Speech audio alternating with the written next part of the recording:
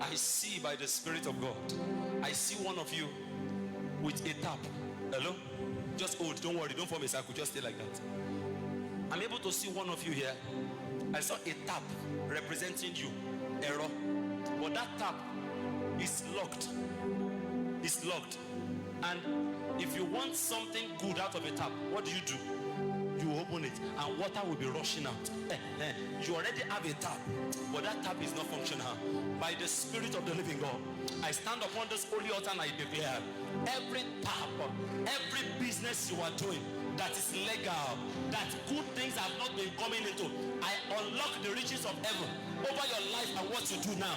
Let there be unlocking now. Let there be rushing.